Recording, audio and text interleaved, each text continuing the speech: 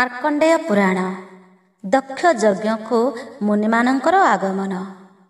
ଶୁଣ ତୁ ସୁରଥ ରାଜା ସିନ୍ଧୁ ଦେଶ ରାଏ, ଦକ୍ଷ ପ୍ରଜାପତି କଲେ ବ୍ରହ୍ମାଙ୍କୁ ସେ ଲଏ। ଜଣାନ୍ତି ଯେ କର ପତ୍ର ଯୋଡ଼ି ଅନ୍ତର୍ଗତେ, ପ୍ରଧାନ ପୁରୁଷ ହୁଅ ସୁପ୍ରସନ୍ନ ମତେ। ତୁମ୍ଭର ଆଜ୍ଞାରେ ମୋହି ମଞ୍ଚପୁରେ ଆସି, ମହାଯଜ୍ଞର ସମ୍ଭାର ଭିଆଇଛି ବସି। ତୁ ସ୍ୱାମୀ ବିଜୟ କର ଋଷି ବୃନ୍ଦ ଘେନି, ତେବେ ଯେ ତୋଷିବି ମୁହିଁ ଦେବ ବ୍ରହ୍ମଗ୍ନି। ଏମନ୍ତ ବୋଲିଣ ଦକ୍ଷ ସୁମରିଲେ ମନେ, ବିଧାତା ଜାଣିଲେ ତାହା ସଂକେତ ଭୁବନେ। ଦକ୍ଷ ପ୍ରଜାପତି ମନ ଜାଣିଲେ ବିଧାତା, ମରାଳ ପିଠିରେ ଚଢ଼ି ବିଜେ କଲେ ଧାତା। ପ୍ରଭାବତୀ କଟକକୁ ବିଜେ ମହାଜ୍ଞାନୀ, ସକଳ ଧାତାଙ୍କ ମେଳେ ସର୍ବ ମହାମୁନି। ନାରଦ କଶ୍ୟପ ଋଷି ମାର୍କଣ୍ଡ ଅଗସ୍ତୀ, ଶୁକ ମୁନି ସନାତନ ଆବର ପୌଲସ୍ତି। କଣ୍ଡୁ କପିଳ ଆବର ଦୁର୍ବାସା ଗୋମତ, ବୈଶମ୍ପାୟନ ଋଷି ଯେହୁ ସୁକତାତ। କୃତିହା ମହାଋଷି ଯେ ବିଭାଣ୍ଡକ ମୁନି, ଅନନ୍ତ ତପଶୀଳ ଯେ ବଶିଷ୍ଠ ସୁଜ୍ଞାନୀ। ସନକ ଜନକ ଆଉ ଋଷି ପଞ୍ଚଶିଖ, ବରତନ୍ତୁ ଦେବ ମୁଖ ତପସୀ ଜାନୁକ। ବିଶ୍ୱାମିତ୍ର ମୈତ୍ରୟ ଯେ କଣ ମହାଋଷି, ବାଲ୍ମୀକ ମୁନି ଏହାଙ୍କର ସଙ୍ଗେ ଆସି। ମହାତ୍ମା ଯଜୁଶୀଳ ଯେ ଗାର୍ଗ୍ୟ କାଳିଞ୍ଜନ, ଅଗସ୍ତ୍ୟ ଆଉ ଅଗସ୍ତୀ ମୁନି ଆଗମନ। ପରାଶର ମୁନି ଆଉ ବିଶ୍ରବା ମରିଚି, ମୁଦ୍ଗର ଭରଦ୍ୱାଜ ଯେ ଲୋମଶ ଆରିଚି। ଅତ୍ରି ଋଷି ଯେ ମରୁତ ଋଷି ମନ୍ଦକର୍ଣ୍ଣ, ତାରକ ମହାଋଷି ଯେ ସନକ ନନ୍ଦନ। ଅଙ୍ଗିରା ତପଚାରି ଯେ ଶରଭଙ୍ଗ ଋଷି, ବରହା ମହାଋଷି ଯେ ବଶିଷ୍ଠଙ୍କ ଶିଶି। ମୁନି ମହାମୁନି ଅନରଣ୍ୟ ଯେ ମନ୍ଦର, ଚ୍ୟବନ ମହାଋଷି ଯେ ତାଙ୍କ ସଙ୍ଗତର। ରୋମାଞ୍ଚ ଭୃଗୁ ରମ୍ୟକ ଶୁକ୍ର ତପଚାରି, ଜ୍ଞାନ ସିନ୍ଧୁ ଉଦ୍ଦାଳକ ଭାର୍ଗବାଦୀ କରି। ସୁମନ୍ତକ ଯମଦଗ୍ନି କାମ କାଳ ଅନ୍ତ, କୃତାନ୍ତ ଦର୍ପ ହରା ଅଙ୍ଗିରା ତପବନ୍ତ। ନାରାୟଣ ଋଷି ଜୈମିନୀ ମହାମୁନି, ତପନ ତାପନ ଯେ ପବନାଚାରି ଜ୍ଞାନୀ। କୃତିହା ପୁରୁଷ ପୁଣି ବିଦ୍ୟୁବର ଋଷି, ଅଶ୍ରୀ ଶସ୍ତ୍ର ବାଳ ଖିଲ୍ୟା ସହ ବ୍ରହ୍ମ ଋଷି। ଅନୁଷ୍ଠୁପ ଋଷି ନାନା ବିଧ ସୁର ମୁନି, ଋଷ୍ୟ ଶୃଙ୍ଗ ମୁନି ପୁଣି କୃଷ୍ଣ ମହାମୁନି।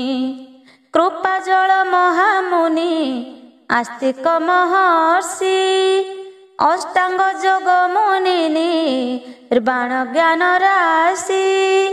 ଦେବ ଆଚାର୍ଯ୍ୟ ଋଷି ଯେ ଗାର୍ଗ୍ୟ ସୁର ମୁନି, ସତ୍ୟାନନ୍ଦ ଋଷି ଯେ ରତ୍ନାଙ୍ଗ ତପୋଧନି।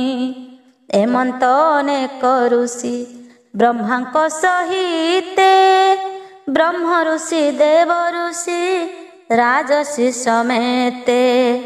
ଶିଷ୍ୟଙ୍କ ସହିତେ ଥିଲେ ଯେତେ ତପୋଧନ, କରନ୍ତି ଦକ୍ଷ ବ୍ରହ୍ମାର ଯଜ୍ଞ ଆଗମନ।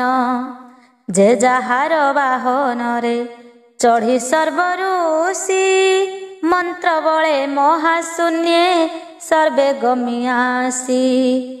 ମନୟାନେ ଚଢ଼ି କରି କରନ୍ତି ଗମନ କେହି ଶୂନ୍ୟ ମାର୍ଗେ କେହୁ ନିରାଶ ଆସନ। ନରାକୁଳ ଗୋତ୍ରୀ କେହୁ ପରମ ବ୍ରହ୍ମ ଜ୍ଞାନୀ ସାଧକ ବିବେକ ଆଉ ପରାନନ୍ଦ ମୁନି। ସକଳ ଯତିଙ୍କର ସନ୍ନ୍ୟାସ ବେଶମାନ ବ୍ରହ୍ମଜ୍ଞାନୀ ଚରଣେ ନିର୍ଗୁଣ ସର୍ବଜନ। କଷାବାସ କାହାର ଯେ ଡୋର କୌପୁନି ରଙ୍ଗ ଧୋତି କାହାର ଯେ ଶୁକଳ ପତନି। ତମ୍ଭା କାଛଟା ବକଳ କାର ପରହଣ ରୁଦ୍ରାକ୍ଷ ମାଳା କାହାର ହୃଦରେ ଭୂଷଣ। ଭସ୍ମ ଆରୋପଣ କେହୁ ଅଟେ ସୂର୍ଯ୍ୟ ସେନା କେବଳ ମହାଋଷିର ତ୍ରିଦଣ୍ଡରେ ବାନା। କୃଷ୍ଣାଜିନ ଛାଲ କେହୁ ଘେନଇ କମ୍ବଳ କାହାର କର୍ଣ୍ଣରେ ଶୋଭେ କନକ କୁଣ୍ଡଳ। କେଉଁ ମହାଋଷି କରେ ବେଣୁବାଡ଼ି ଧରି ଛତା ପିଢ଼ା ଗଡ଼ୁ କେହି ଘେନି ରତ୍ନ ଝରି। ଅଠା କାଠି ପ୍ରକ୍ଷଣିକେ ଘେନି ସହସ୍ରୁବ କେବଳ ହିଁ କରେ ତମ୍ଭା ପାତ୍ରୀ ଆଦି ଥିବ। ବେଦ ଶାସ୍ତ୍ର ଶୁଣିଣ ଯେ ମନ୍ତ୍ର ଭାଗ ପୋଥି ସୁବାସ ପୁଷ୍ପ ଧରିଛି କେହୁ ହାତେ ଗୁନ୍ଥି। କନକ ଖଟୁଲିରେ କେ ବିଷ୍ଣୁ ଶିଳା ଘେନି ଚଳନ୍ତି ଦୋହରା ଅଗ୍ନି ଘେନି କେଉଁ ମୁନି। ମୋହ ସଞ୍ଚାମାନ ଘେନି ଆସଇ କେ ଋଷି ଗୁଆ ଘୃତ ତଣ୍ଡୁଳ ଯେ ଜବ ଧାନ ରାଶି। ପୁଷ୍ପକୁଶ ଶ୍ରୀଫଳ ସେ ସଞ୍ଚାରେ ପୁରାଇ ବାସୁଦେବ ପ୍ରତିମା କେ ଘେନିଣ ଆସଇ। ଈଶ୍ୱର ପ୍ରତିମା କେହି ଚଣ୍ଡୀ ଗଣପତି ବାମନ ବରୁଣ ମୂର୍ତ୍ତି ଘେଇ କେଉଁ ଜ୍ୟୋତି। ଯଜ୍ଞ ପବିତ ଶୋଭଇ ସବୁରି କନ୍ଧରେ ଭଉଁରୀ ଜପା ମାଳି ଯେ ଜଟା ଭାର ଶିରେ। ଜଟିରେ ଶ୍ରୀ କପଡ଼ା ବା କନେ ରୁଦ୍ର କଢ଼ି ବଦନରେ କେଶମାନ ଉରେ ଅଛି ପଡ଼ି। ସବୁରି ଅଙ୍ଗୁଷ୍ଠୀରେ ଯେ କୁଶବଟୁମାନ ଦ୍ୱାଦଶ ଚିତାକାଙ୍ଗେ ଷଡ଼ମୂତ୍ରା ଚିହ୍ନ। ବିଧାତାକୁ ବେଢ଼ିଛନ୍ତି ସର୍ବଋଷି ଗଣ ଶୂନ୍ୟ ମଣ୍ଡଳରେ ସର୍ବେ କରନ୍ତି ଗମନ। ସାମ ଯଜୁରୁକ ଅଥର୍ବ ବେଦ ଚାରି ଗାବନ୍ତି ଋଷିମାନେ ଓଙ୍କାର ଧ୍ୱନି କରି। ପୁରାଣ ପଢ଼ନ୍ତି କେହୁ ଶାସ୍ତ୍ର ହିଁ ବଖାଣେ ଚଣ୍ଡୀ ପାଠ ପଢ଼ି ନାମ ସହସ୍ରେକ ଗୁଣେ। ନୃସିଂହ କବଚ କେହୁ ପଢ଼େ ଅପ୍ରମିତା ବ୍ୟାକରଣ ପଢ଼ନ୍ତି ଯେ ଶ୍ଲୋକ ଯେ ସଂହିତା।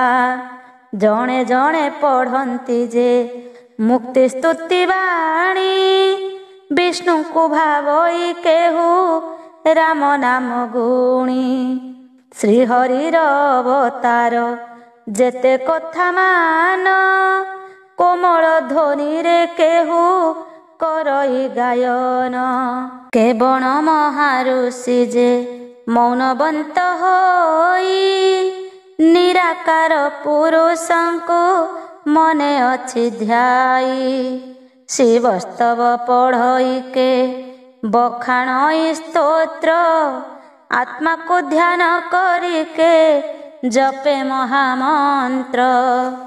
ସପତାଙ୍ଗ ପଢ଼ି କେହୁ ଲଗ୍ନ ବେଳ ଖୋଜେ, ହରିଧ୍ୱନି କରିଣକେ ନିଜ ମନ ରଞ୍ଜେ। କେବଳ ମହାରୁଷି ଯେ ଧାତାଙ୍କ ଆଗରେ, ମଣିମା ମଣିମା ବୋଲି ଡାକନ୍ତି ଛାମୁରେ। ପଞ୍ଚବର୍ଣ୍ଣ କୁସୁମ ଯେ ଅଷ୍ଟରତ୍ନ ସଙ୍ଗେ, ବିଞ୍ଚି ବିଞ୍ଚି ଯାଉଛନ୍ତି ଧାତାଙ୍କର ଆଗେ। ସହସ୍ରେ କବିର ଛତ୍ର ଲକ୍ଷେ ପାଟ ଛତା, ସଖୀ ପୁଚ୍ଛ ତରା ସକେ କରିବ ଗଣିତା। ବେଲି ଲକ୍ଷ ଚାମର ଯେ ପଡ଼େ ଚଉକତି, ଆଗେ ପଛେ ଅଛି ଏକ ଗୋଟି ଫୁଲ ଛତି।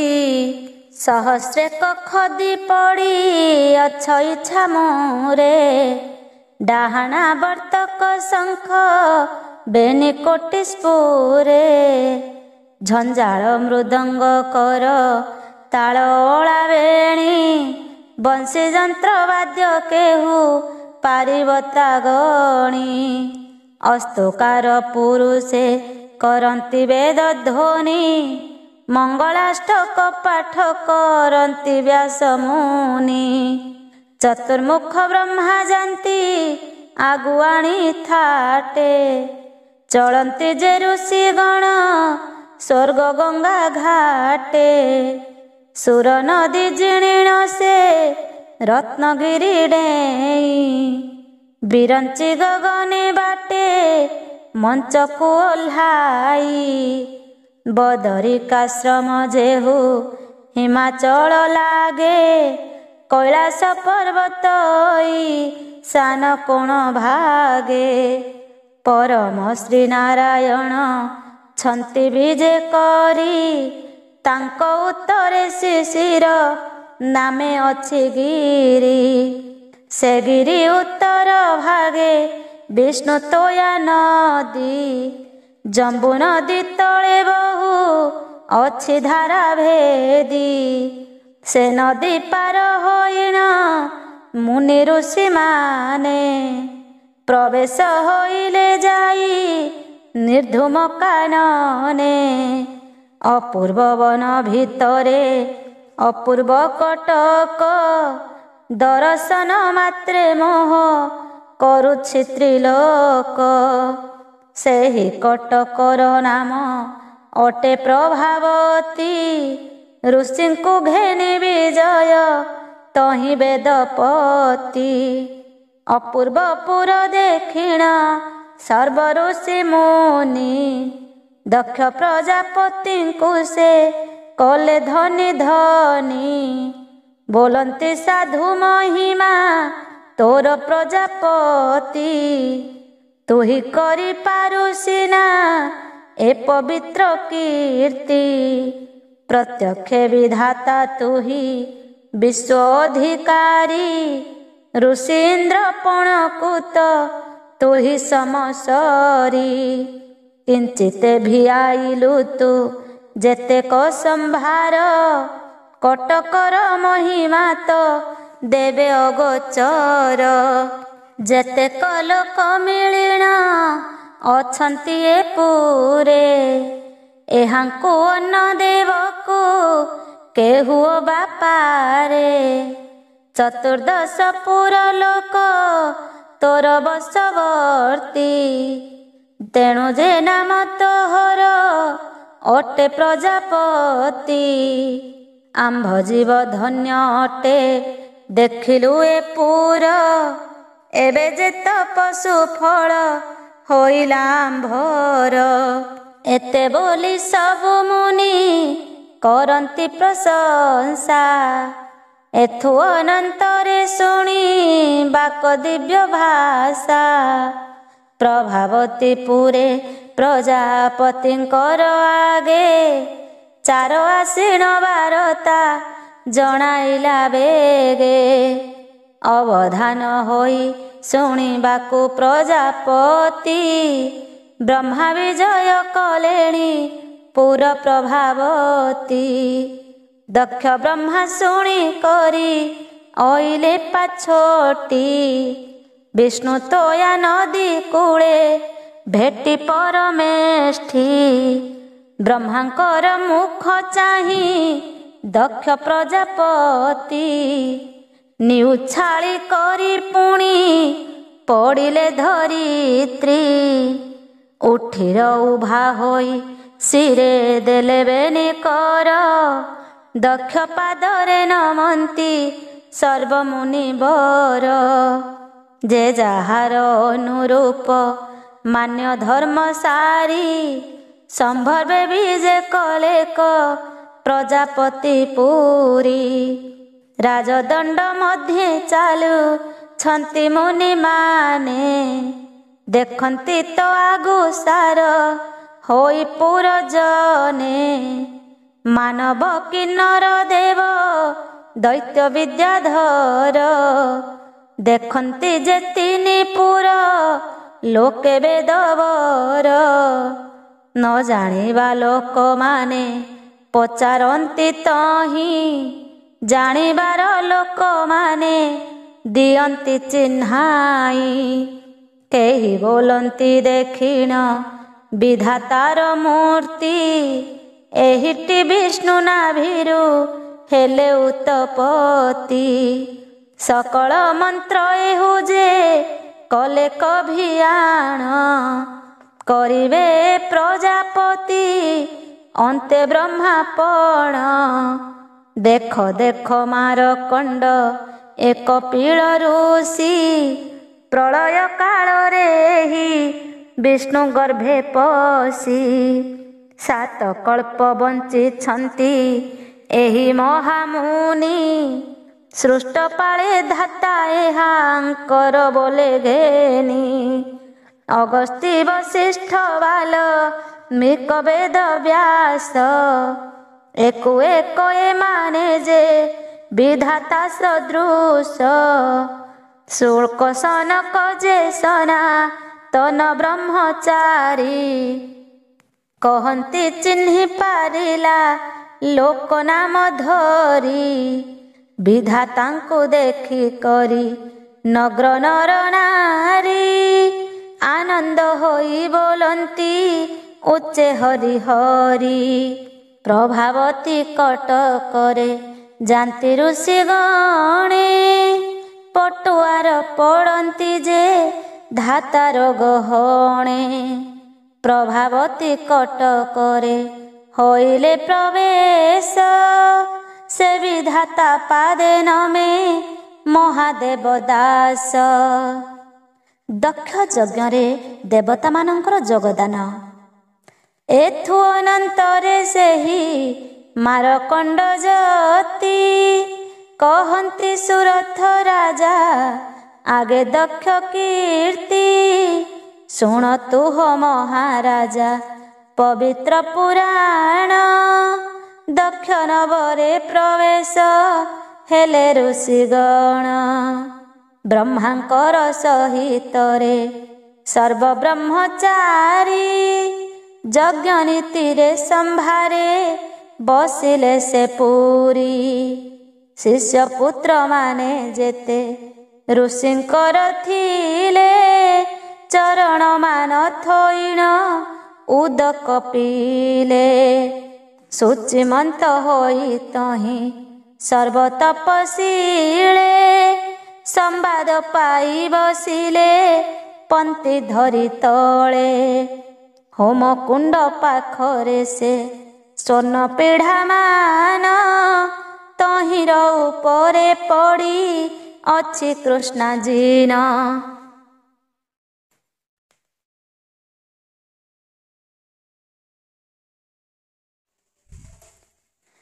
ତହିଁର ଉପରେ ବସିଲେ କତପି ଜନ। ଗଡ଼ୁ ପାତ୍ରୀ ପୁସ୍ତକକୁ ରଖି ସନ୍ନିଧାନ। ଆସନ ପଦ୍ମାସନ ଯେ କୁଶରଜ୍ଜୁ ମାଡ଼ି। ଆତ୍ମା ଶୁଦ୍ଧି କଲେ କଷେ ମନ୍ତ୍ରମାନ ପଢ଼ି। ବିଷ୍ଣୁଙ୍କର ନାମ ମାନ ସୁମରଣା କରି। ବସିଲେ ପବିତ୍ର ଯଜ୍ଞ ସ୍ଥାନେ ତପଚାରି ରତ୍ନ ଆସନରେ ବିଜେ କଲେ ବେଦପତି ଛାମୁରେ କହନ୍ତି କର ଯୋଡ଼ି ପ୍ରଜାପତି आहे प्रभु जगतर करता दैव प्रसन्न होई मोहर भक्ति घेनिब तुम्भर आज्ञा पाई मु मंच को आइली महायज्ञ संभार मु सर्व भियाइली चतुर्दश भुवन रे जेते देहधारी समस्तंकु आनिली मु निमंत्रण करी ऋषि वृंद घेनी करी ओइल आपणे मुहि पूजा करुअछि तुम्भर चरणे ऋषिंकु घेनी अनेक मंत्र दिय घृत देवता माने हुअन्तु तेणु तो सचित आवर कथा शुणिबा हेउ पिता हम प्रत्यक्षरे चतुर्मुख ब्रह्मा विष्णु देह सेहु मोहर अटंती बड़ उपकारी एहांकु जे अनुग्रह कर कुशधारी विधाता पणरे आउ नाही मोर मन तुम्भर पद्म पादरे होई विमलीन चतुर्मुख ब्रह्मांकु ब्रह्मापण दिय निश्चिंत होइण तुम्भे विष्णुपुरे थाओ ए वचन शुणी करी निराकार सुनु प्रजापतिंकु प्रशंसा कले आदि मनु धन्य तु हि प्रजापति ऋषि कुल चंद्र जगत प्रतिपालन ब्रह्माकुल चंद्र अनेक महिमा तोर अकलन कीर्ति जंतुंकर करता तो नाम प्रजापति मागिलु तो पद्मजोनि अर्थे जेउ बर अस्तु हेउ बोइले क ताहा कुशधर तोहर यज्ञ संभार अगोचर मते काहू आसी लोके मिली अछंती जे केते किए किए आसीछंती कह नाम धरी दक्ष ब्रह्मा बोइरे ता नुहे अंत करी देवता दैत यक्ष गंधर्व किन्नर उरग पिशाच आदि करी विद्याधर चारि वर्ण मूले जेते 14 भुवने देहधारी होई रहिथिले जेते जने गौरव करिण से समस्त आनिली ए विपुल मध्यरे जे दिव्य भोग देली एकमात्र आसी नाहांती जे हरिहर तुम्भे आज्ञा देले मुहि पेशिबि जे चार ए वचन शुणिन जे कोटि मुख धाता नारदंकुराई तहु आज्ञा देले पिता बोइले हे महाऋषि एहि क्षणी जीव हरिहर दुहिंकी जे निमंत्री आनिब तक्ष बोइले शुणिमा हेउ पितामह कथा गोटिए थिरे अछिटी संदेह एहि यज्ञ सभा अटे अति पुण्य स्थान एथको केमंते बरी बाक त्रिलोचन महादेव होइण से जोगी रूप धरे केमंते बसिब कह ए यज्ञ सभारे मंगल कारण जोगी অশুভ যুকতে এ শুভ ঘরে অশুভ করিবা কেমন্তে। মঙ্গল উৎসব বিভা ঘর যজ্ঞ স্থানে পূজা বৈশ্যদেব স্নান আবর ভোজনে। এতে স্থাନରେ ଦେଖିଲେ ଯୋଗୀଙ୍କର ମୂର୍ତ୍ତି କାର୍ଯ୍ୟ ନାଶ ଯାଇ ପୁଣି ହୁଏ ଅପକୀର୍ତ୍ତି। ଆନରେ ଯେ ଅପଚୟ ଲଭଇ ପରାଣୀ ବେଦ ବାକ୍ୟ ପ୍ରମାଣରେ ଯଥାର୍ଥ ଏ ବାଣୀ। ବିଚାରି ଆଜ୍ଞା ଦିଅ ଯେ ଯୋଗାଇ ତୁମ୍ଭଙ୍କୁ ଉଚିତ ହେଲେ ଆଣିବା ବରୀଶ୍ୱରଙ୍କୁ। ବିଧାତା ବଇଲେ ଯେବେ ଏକଥା ପ୍ରମାଣ ମଙ୍ଗଳ ଯୋଗରେ ଯୋଗୀ ନୁହନ୍ତି ବରଣ। ଯୋଗ ଯାତ୍ରାକୁ ଯୋଗୀ ଯେ ଅଶୁଭ ଯୁକତେ ଈଶ୍ୱରଙ୍କୁ ପୂଜା କରିବା କଆନ ମତେ। ଏତେ ବୋଲି କରି ଧାତା ନାରଦଙ୍କୁ ଚାହିଁ ଆଜ୍ଞା ଦେଲେ କବିଷ୍ଣୁଙ୍କୁ ବରିଆଣ ଯାଇ। ଉତ୍ତମ ଦେବତା ସେହୁ ପରମ କାରଣ ସର୍ବମଙ୍ଗଳଦାୟକ ପୁରୁଷ ପୁରାଣ। ଜଗତ କର୍ତ୍ତା ଯାବତ ବ୍ରତର ସେ ଗୁରୁ ଯାହାର ନାମରେ ପ୍ରାଣୀ ତରନ୍ତି ସଂସାରୁ। ସକଳ ଯାତ୍ରାକୁ ସେହୁ ଅଟନ୍ତି ସୁଲଭ ଅନଙ୍ଗ ମଙ୍ଗଳ ଭଗବାନ ପଦ୍ମନାଭ। ପରମାନନ୍ଦ ପରମ ଲୋକର ସେ ବନ୍ଧୁ ବେଦ ନିସ୍ତାରଣ ପ୍ରଭୁ କୃପାମୟ ସିନ୍ଧୁ। ସଙ୍ଗଳ ଜନ ଆତ୍ମା ସେ ଶଙ୍ଖ ଚକ୍ରଧାରୀ ଖଗବର ଆସନ ଯେ ଜଗତ ବିହାରୀ। ଶ୍ରୀବତ୍ସ ଲାଞ୍ଛନ ଯେହୁ କୌସ୍ତୁଭ ଧରି ପୀତପଟ ପରିଧାନ ସିନ୍ଧୁ ସୂତାବରୀ। ଏହି ନାମ ସୁମରି ଯେ କରେ ଅନୁକୂଳ ସକଳ କାର୍ଯ୍ୟ ତାହାର ହୁଅଇ ମଙ୍ଗଳ। ଯେ ବଣ ଠାବରେ ବସି ବିଷ୍ଣୁ ନାମ ଧରି ସେ ସ୍ଥାନ ଗୋଟି ହୁଅଇ ବୈକୁଣ୍ଠ ସରି। ଯେ ବଣ ସଭାରେ ଯେହୁ ନିନ୍ଦେ ବିଷ୍ଣୁ ନାମ ସେ ସଭା ଗୋଟି ହୁଅଇ ନର୍କ ଭୂମି ସମ। ଧର୍ମ ପୁରାଣରେ କଥା ଅଛଇ ଏମନ୍ତ ସର୍ବ କାର୍ଯ୍ୟରେ ମଙ୍ଗଳ ଅଟନ୍ତି ଅନନ୍ତ।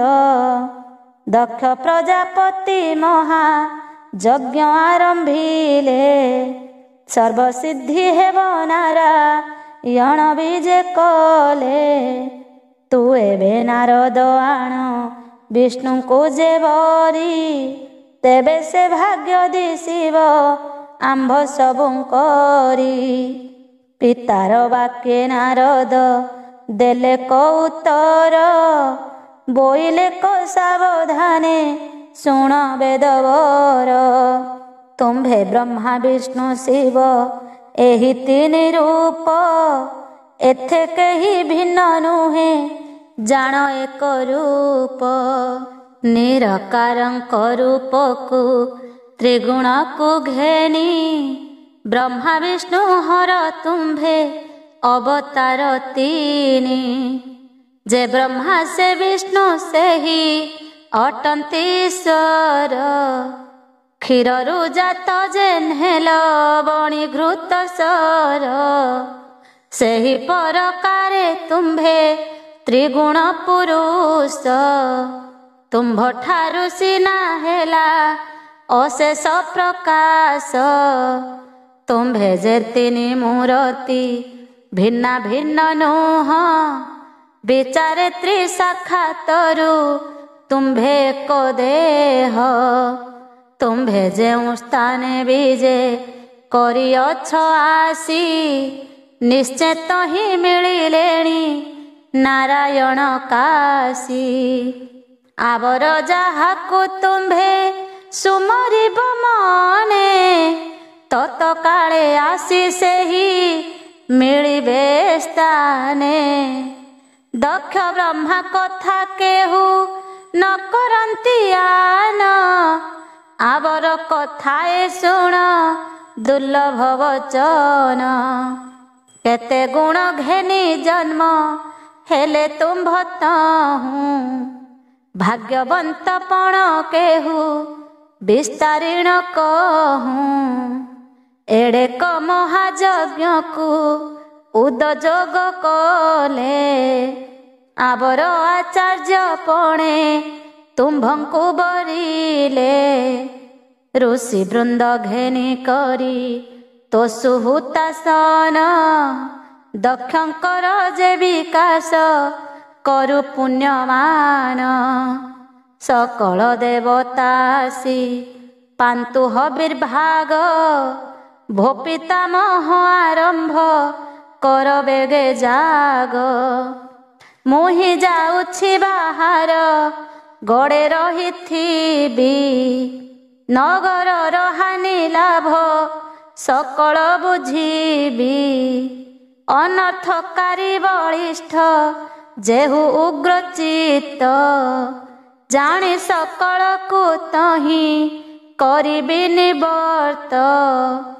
ଏହା ଶୁଣି ବୋଇଲେ କୋଟି ମୁଖ ଦଇବ କେମନ୍ତେ ମୁନି ତୁମ୍ଭେ ଯେ ଏ ସ୍ଥାନରୁ ଯିବ। ବ୍ରହ୍ମର୍ଷି ସଙ୍ଗେ ଗଣିତା ତୁମ୍ଭେ ଏକ ଜଣ ଆବର ଯଜ୍ଞରେ ତୁମ୍ଭେ ହୋଇଛ ବରଣ। ଆମ୍ଭଙ୍କୁ ତ ଛାଡ଼ି କରି ବୁଲିଯିବ ତୁମ୍ଭେ ସାବଧାନେ କହୁଅଛି ଶୁଣ କି ନା ଏବେ।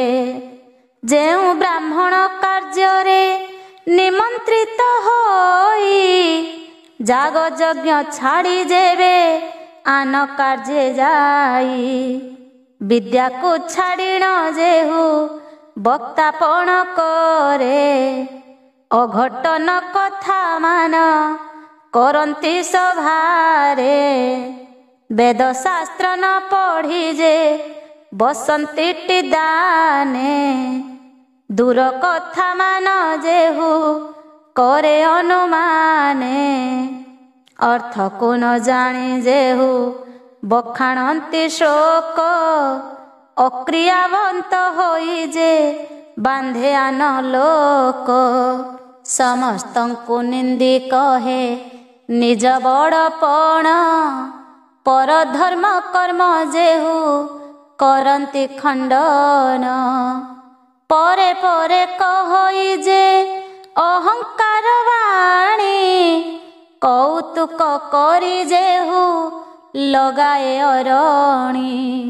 ସକଳ କଥାକୁ ଯେହୁ ହୁଏ ଆଗୁସାର ହସ୍ତେ ସଦା ଯଷ୍ଟି ଧରେ ସେହୁ ଦ୍ୱିଜବର।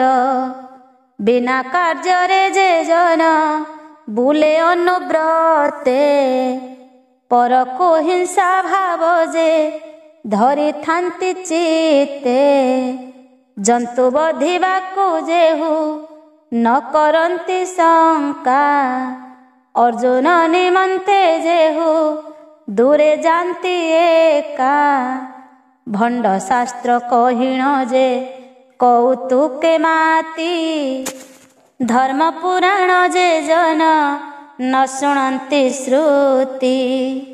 ରଙ୍ଗ କଳା ବସ୍ତ୍ର ସଦା ପିନ୍ଧନ୍ତି ଯେ ଦ୍ୱିଜ ଶୂଦ୍ର ଲାଗି ବସ୍ତ୍ର ଯେହୁ କରନ୍ତି ଗ୍ରାହୀର୍ଯ୍ୟ।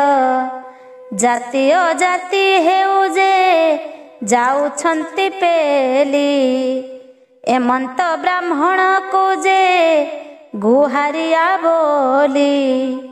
ଯେହୁ ଗୁହାରିଆ ସେହୁ ଜାଣ ଖଳ ଜନ ଖଳଟି ନାଶ କରଇ ସର୍ବ କଥା ମାନ। ତୁମ୍ଭଙ୍କୁ ତ ବ୍ରହ୍ମ ଋଷି ମହାମୁନି ବୋଲି ଏ ଯଜ୍ଞ ଛାଡ଼ି କାହିଁକି ତୁମ୍ଭେ ଯିବ ବୋଲି। ନାରଦ ମୁନି ବୋଇଲେ ଶୁଣ ବେଦପତି, ତୁମ୍ଭେ କି ନ ଜାଣ ମୋର ଗତ ସାପ ରୀତି। ଦକ୍ଷ ବ୍ରହ୍ମା ସାପ ମୋତେ ଦେଲେ ଅକାରଣେ, ବୋଇଲେ କଠାବରେ ନ ରହିବୁ କ୍ଷଣେ। ଏଣୁ କରି ସଦା ମୋର ଜୀବିକା ବୁଲିବା, ତୁମ୍ଭେ ପିତାମହ ସବୁ ବିଚାରି ବୁଝିବା। ବୋଇଲେ ଯଜ୍ଞରେ ଉଣା ହୋଇବେ ଯେ ଜଣେ, ତହିଁକି ଋଷି ଜଣେକ ଦେବା ଏହି କ୍ଷଣେ। ଏତେ ବୋଲି କରି ସେହୁ ନାରଦ ଉଠିଲେ, ଆପଣା ଅଙ୍ଗୁ ପୁରୁଷ ଏକ ଜାତ କଲେ। ସେ ପୁରୁଷର ନାମ ଗିରା ତପବନ୍ତ, ରୂପ ଗୁଣେ ଜନମ ସେ ନାରଦ ସଞ୍ଜାତ। ସେହି ଋଷିଙ୍କୁ ନାରଦ ସଭାରେ ବସାଇ, ପିତାଙ୍କର ମୁଖ ଚାହିଁ ଶିରେ କର ଦେଇ। ବୋଲନ୍ତି ଆଜ୍ଞା ଦେବାକୁ ମୋତେ ବେଦବର, ମନ ଜାନ ଚଢ଼ି ବୋଲି ଯିବି ମୁଁ ସଂସାର। ସକଳ ପୁରକୁ ତୁଚ୍ଛା କରି ସର୍ବଜନ, ଦକ୍ଷ ବ୍ରହ୍ମା ଚରଣରେ ଓଇଲେ ସ୍ଥାନ। ତୁଚ୍ଛା ହୋଇ କରି ଆଜି ଅପୂର୍ବ ଭୁବନ, ଦୁଷ୍ଟ ଦୈତ୍ୟମାନେ କାଳେ କରନ୍ତି ଭଗନ। ଆମ୍ଭର ଥିଲେ ସକଳ ଆକଟ ହୋଇବ, ସକଳ ପୁର ନିର୍ବାହ ହୋଇ ନ ରହିବ। ବ୍ରହ୍ମ ବୋଇଲେ କଥା ଯଥାର୍ଥ ଅଟଇ, ଯାଅ ବାବୁ ତୋତେ ସବୁ ଭୁବନ ଲାଗଇ।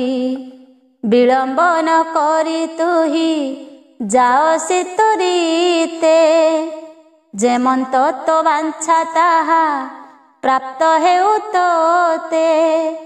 ଏମନ୍ତ ବୋଲି ମନରେ ବାଞ୍ଛିଲେ ନାରଦ, ଈଶ୍ୱର କୋପେ ସରିବ ଦକ୍ଷର ସମ୍ପଦ। ପ୍ରଭାବତୀ କଟକ ଯେ ନାରଖାର ହେଉ, ଏ ମହାଯଜ୍ଞର ସଞ୍ଚା ସବୁ ନାଶ ଯାଉ। ଏମନ୍ତ ବାଞ୍ଛା କରି ନାରଦ ତପନିଷ୍ଠି, ଦକ୍ଷ ବ୍ରହ୍ମାଙ୍କ ସଭାରୁ ଗଲେ ବେଗେ ଉଠି। ଏଥୁ ଅନନ୍ତରେ ସେହୁ ଦକ୍ଷ ପ୍ରଜାପତି, ସକଳ ଦେବଗଣଙ୍କୁ ରୁହାଇଲେ କତି। ଇନ୍ଦ୍ର ଆଦି କରି ସର୍ବ ବୃନ୍ଦାରକ ଗଣେ, ଦକ୍ଷ ବ୍ରହ୍ମା ତିଆରି କହନ୍ତି ଜଣେ ଜଣେ। ଇନ୍ଦ୍ରକୁ ବୋଇଲେ ତୁହି ଶୁଣ ବଜ୍ରଧର, ତୋତେ ଲାଗ ଇଟି ଏହି ଯାଗଶାଳା ଦ୍ୱାର। କରେ ବେତ ଧରିଣ ତୁ ଦ୍ୱାରେ ଥିବୁ ବସି, ନିରଳସରେ ଜାଗ୍ରତ ଥିବୁ ଦିବାନିଶି। ଋଷି ବିପ୍ରଙ୍କୁ ଛାଡ଼ିବୁ ଏକା ଭିତରକୁ, ନିରୋଧ କରିବୁ ଆଉ ସକଳ ଲୋକଙ୍କୁ। ଏତେ ବୋଲି ତାହାଙ୍କୁ ଶ୍ରୀହସ୍ତେ ଦେଲେ ଶାଢ଼ୀ, ଶିରେ ଘେନି ଇନ୍ଦ୍ର ବସିଲେ କଦ୍ୱାର ମାଡ଼ି।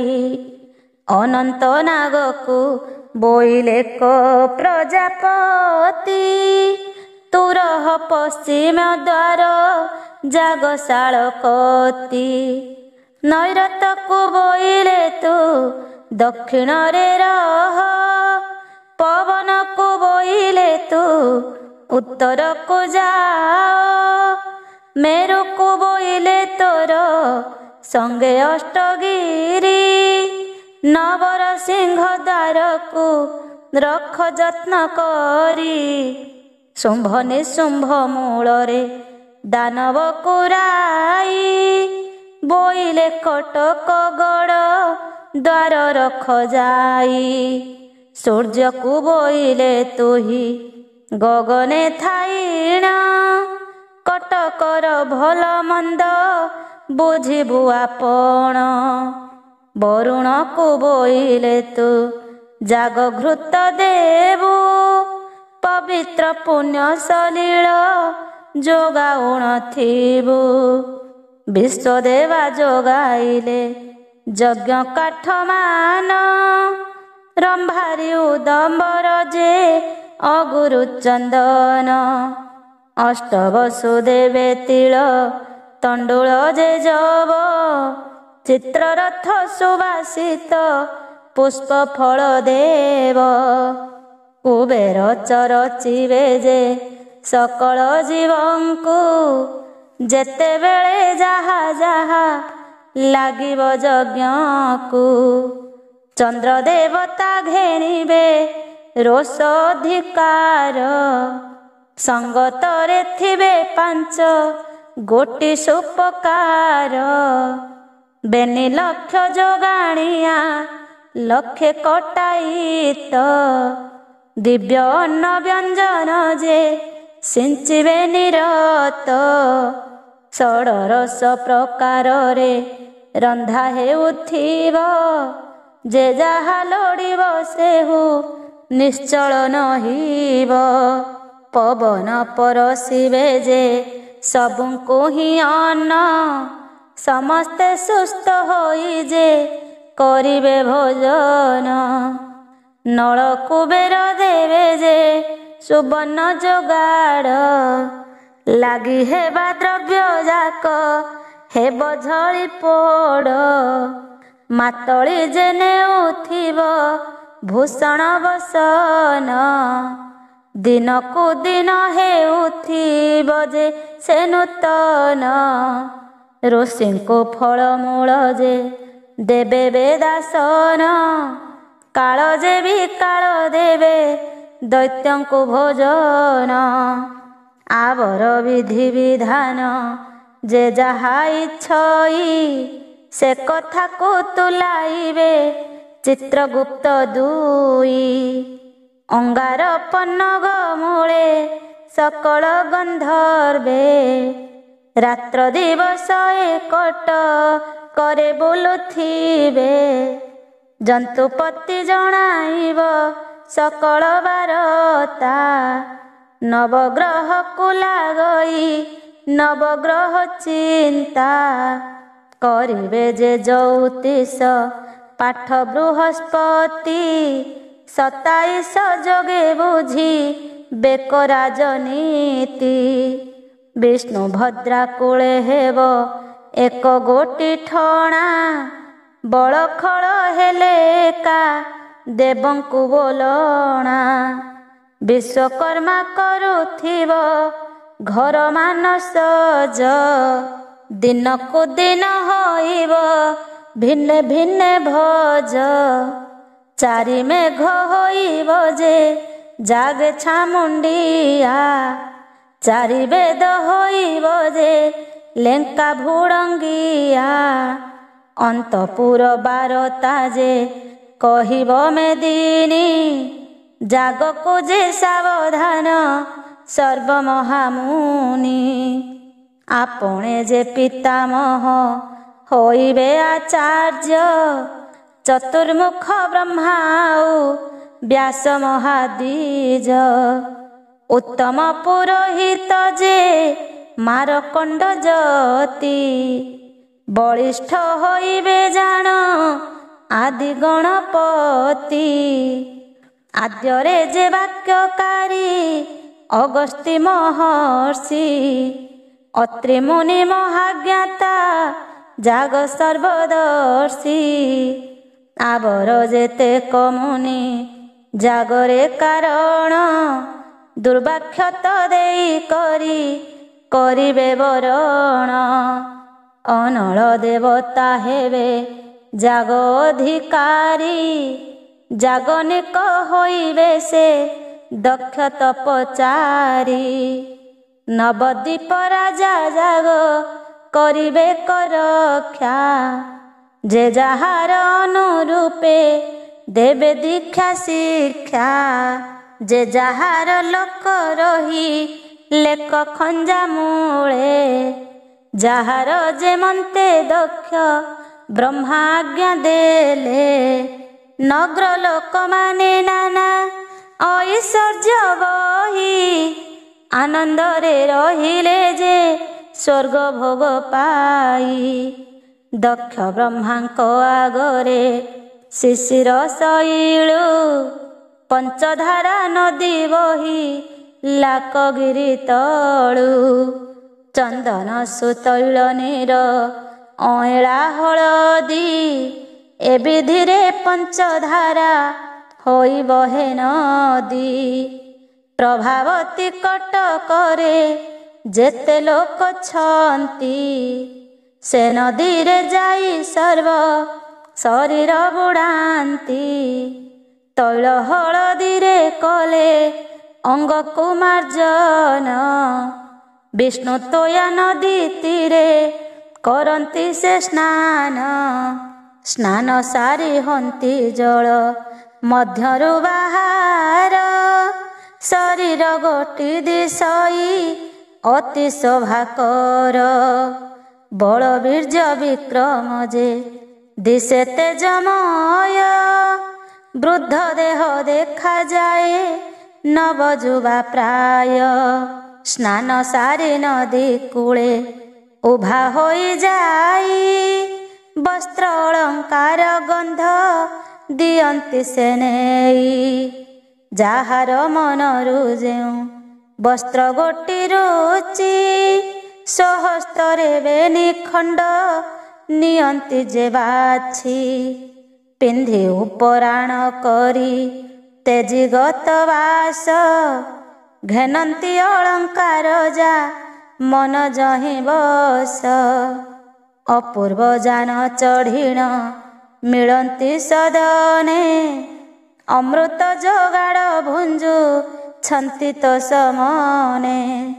ଭୁଞ୍ଜନ୍ତି ଶପଥ ଘଡ଼ି ମାନେ ସର୍ବ ପ୍ରାଣୀ ଠାବରେ କରନ୍ତି ଆଚ ମନବାସ ପାଣି। ଧୃତ୍ୟ ପରଜନେ ସଦା ଖଟିଥାନ୍ତି ପାଶେ ଉଚ୍ଚିଷ୍ଟ ନିଅନ୍ତି ଭୋଜ ନରବଶେଷେ। ଚନ୍ଦନ ପାନ ଗୁଆ ଯେ କର୍ପୂର ବିଡ଼ିଆ ସୁବର୍ଣ୍ଣ ଥାଳିରେ ପାଖେ ହୋଇଥାଏ ଥୁଆ। ଯେ ଯାହା ଇଚ୍ଛାରେ ଭୁଞ୍ଜନ୍ତି ଯେ ସର୍ବଜନେ ଯାଚି ଦେଉଥାନ୍ତି ପୁଣି ଭୃତ୍ୟ ଲୋକମାନେ। ଚନ୍ଦନ ଚତୁସମ ସୁବାସ ପୁଷ୍ପମାନ ମନ ଇଚ୍ଛାରେ ଯେ ଘେନି ଥାନ୍ତି ସର୍ବଜନ। ଚଞ୍ଚଳ ଲୋକମାନେ ଯେ ନଗ୍ର ବୁଲି ଯାଆନ୍ତି ଅଳସୁଆ ଲୋକମାନେ ସଜା ବରନ୍ତି। ଦ୍ୱାଦଶ ଘଡ଼ି ହୁଅନ୍ତେ ଆସ ଦିନ ମଣି ପୁଣି ଭୋଜନ କରନ୍ତି ସକଳ ପରାଣୀ। ସନ୍ଧ୍ୟାଦି ସମାପନେ ପୁଣି ସର୍ବଜନ ଇଚ୍ଛା ଅନୁରୂପେ ରାତ୍ରେ କରନ୍ତି ଭୋଜନ। ଆଚମନ ସାରି ସର୍ବେ ଉତ୍ତମ ପଲଙ୍କେ ରଜନୀ ବଞ୍ଚନ୍ତି ସର୍ବେ ନାନା କୌତୁକେ। ପୁରୁଷ ଜଣକେ ବେନି ଜଣେ ମାୟା ନାରୀ ନବଯୁବା ବୟସୀ ସେ ଅପୂର୍ବ ସୁନ୍ଦରୀ। ନିଶା କାଳେ ତାଙ୍କୁ ନିଜ କାମିନୀ ଯେ ସନେ ପୁରୁଷଙ୍କୁ ସେବା କରେ କରୁଥାନ୍ତି ତେହ୍ନେ। ନିଶି ଅବଶେଷେ ଚାଲି ଯାନ୍ତି ମାୟା ନାରୀ ସନ୍ନିଧେ ରହନ୍ତି ପୁଣି ଘେନି ନିଜ ସ୍ତ୍ରୀ। ଏହି ପ୍ରକାରେ ଚତୁର୍ଦଶ ପୁର ଲୋକେ ପ୍ରଜାପତି ନିକଟରେ ରହିଲେ କୌତୁକେ। ଫଳମୂଳ ଭୋଜନରେ ତୋଷ ଋଷିମାନେ ଅସୁରେ ଆନନ୍ଦେ ହନ୍ତି ମାଂସ ସୁରାପାନେ।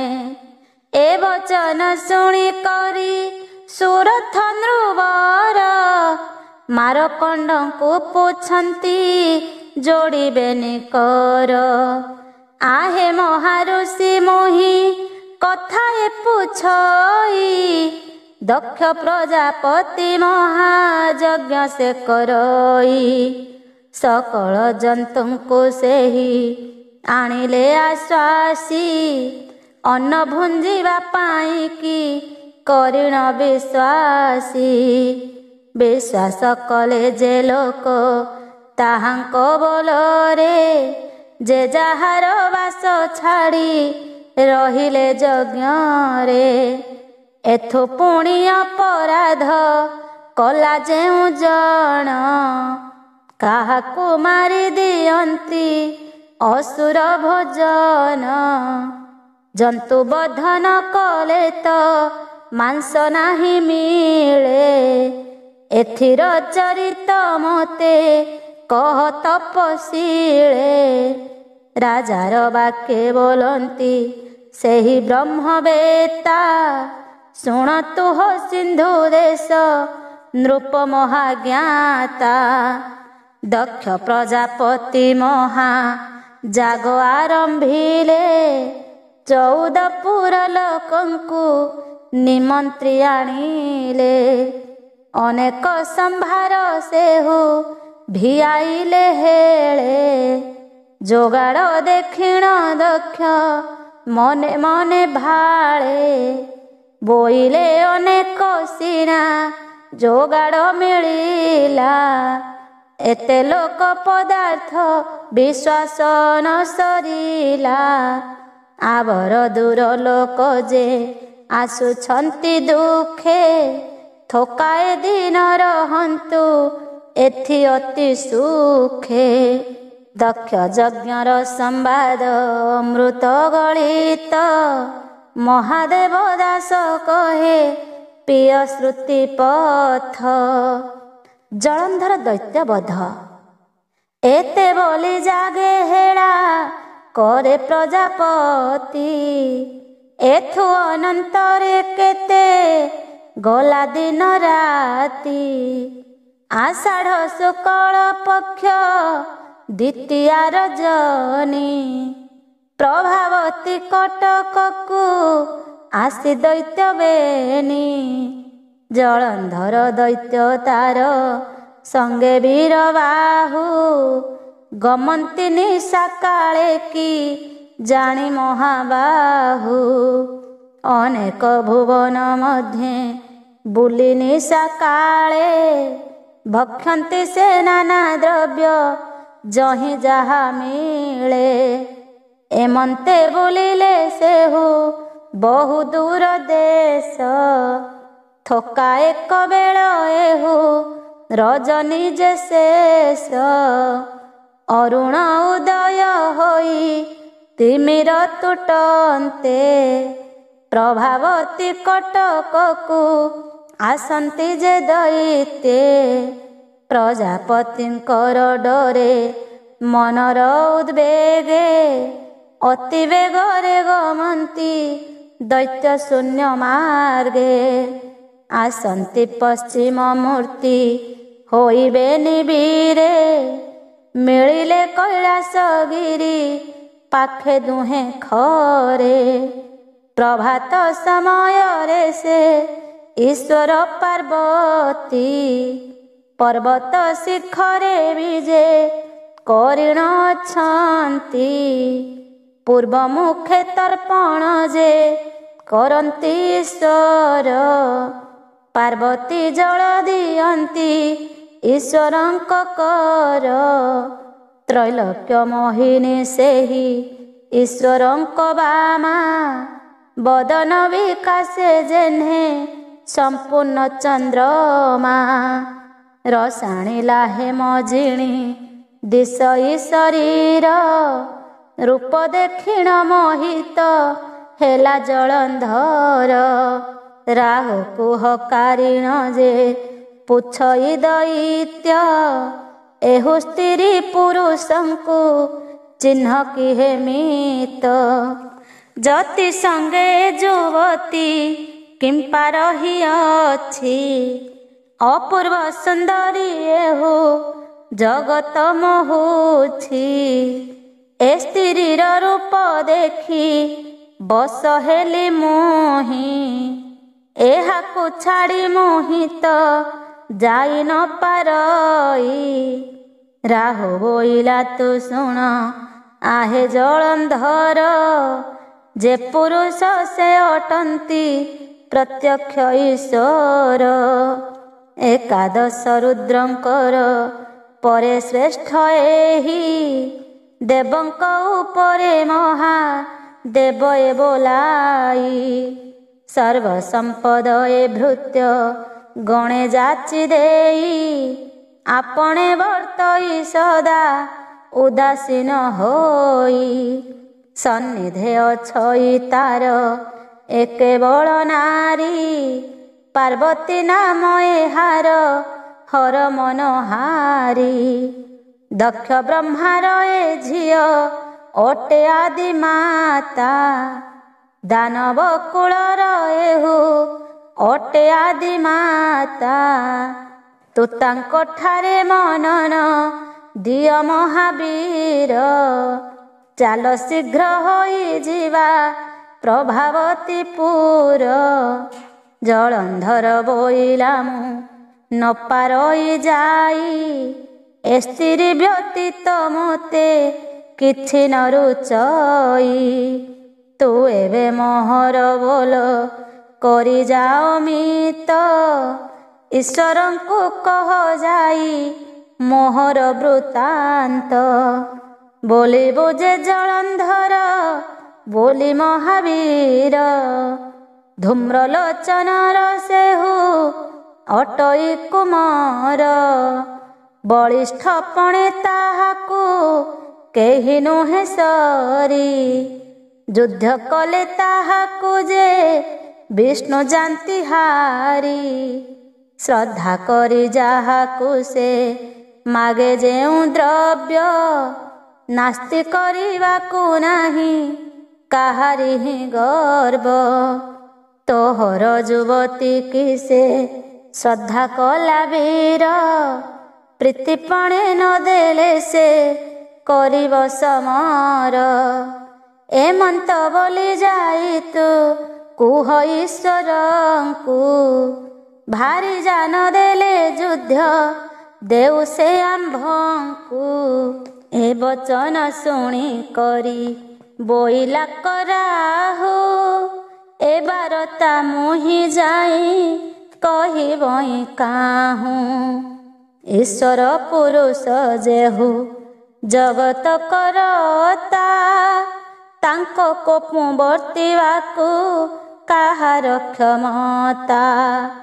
ତୋହି ଯେବେ ତାହା ତୁଲେ କରିବୁ ସମର ମୁହିଁ ଯାଉଅଛି ତେବେ ପ୍ରଭାବତୀ ପୁର। ଏତେ ବୋଲି କରି ରାହୁ ବିକ୍ରମିଲା ଶୂନ୍ୟେ ତକ୍ଷଣେ ମିଳିଲା ଯାଇ ଦକ୍ଷର ଭୁବନେ।